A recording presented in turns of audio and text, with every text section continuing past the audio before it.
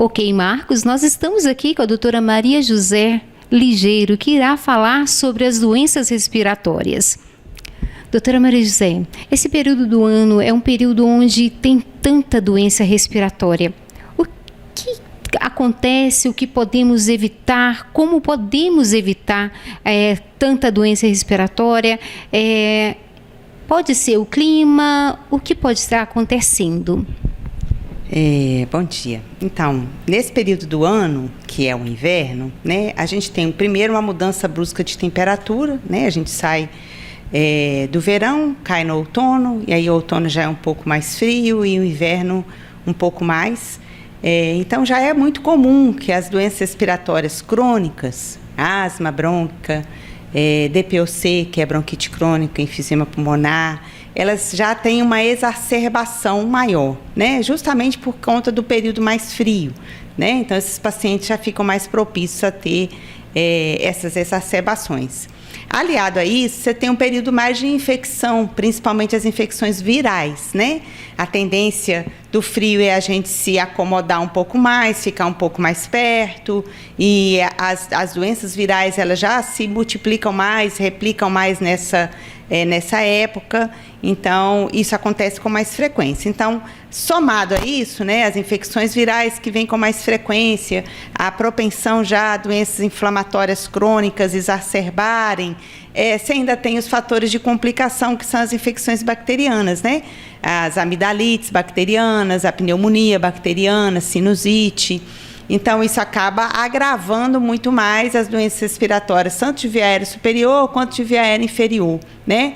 Então, você tem a propensão dos pacientes alérgicos, asmáticos, bronquíticos crônicos, as doenças exacerbarem nessa época. Você tem as infecções virais, que são mais frequentes também nessa época, e somado a isso você tem as complicações das infecções bacterianas, e aí acaba tendo um período grande aí de complicações e de, às vezes, internações e idas ao médico com mais frequência, principalmente na faixa etária abaixo dos 5 anos, né, nas crianças, e nos idosos, principalmente aqueles com comorbidades. A médica reforça que a vacinação continua sendo uma das principais formas de prevenção, principalmente para crianças e idosos, que fazem parte do grupo mais vulneráveis. Doutora Maria José destaca que manter o cartão de vacinação em dia é essencial para evitar complicações.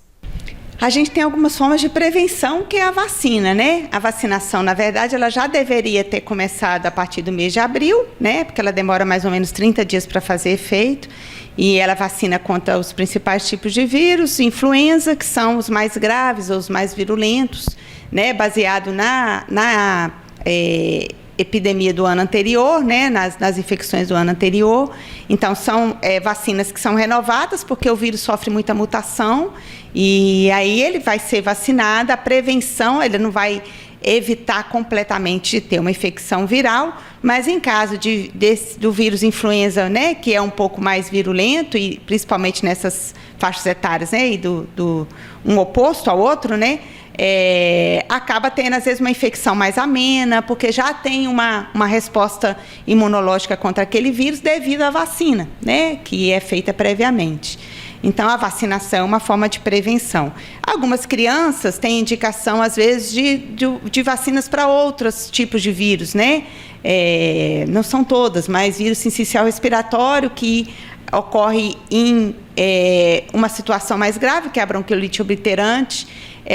Ele tem crianças que têm indicação de vacinação, outros não, né? Principalmente a criança prematura, que tem alguma doença de displasia pulmonar ao nascimento, por causa da prematuridade, alguma cardiopatia. Então, ela deve ser vacinada, porque o vírus sincicial respiratório é mais comum nessa faixa etária para as complicações, né? Que é a bronquiolite obliterante. Então, é uma forma também de prevenção. E tem também a vacina para pneumococos, que é uma bactéria que pode causar pneumonia em idosos seletivos, assim, a doenças e comorbidades. Ele também pode ser aplicado em crianças, já é dado a vacinação quando neném, mas é principalmente para evitar infecção por pneumococo.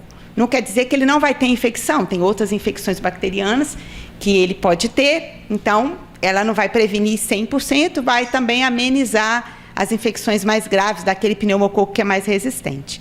Então, é uma forma também de se prevenir.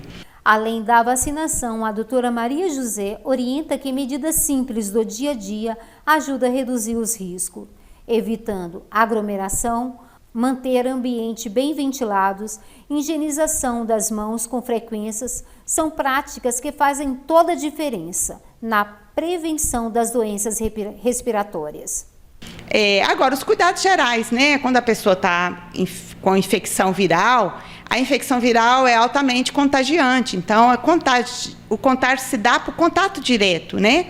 De secreção nasal, oral, ocular. Então, evitar o contato, né? Isolar preventivamente essa pessoa que está doente, pode, às vezes, evitar o contágio de outras pessoas. Então, por exemplo, numa creche, onde você tem uma criança gripada ou uma professora gripada, a tendência, às vezes, é ter um número maior, porque vai passando de um para o outro. Então, se você conseguir isolar, evitar, né, lavando as mãos, evitando contato, isso pode diminuir muito, amenizar. Então, é uma das formas que a gente tem para fazer isso, né? Até dentro de casa, o que a gente aprendeu lá no Covid, de lavar a mão, né? De evitar um contato próximo, de beijar, de abraçar.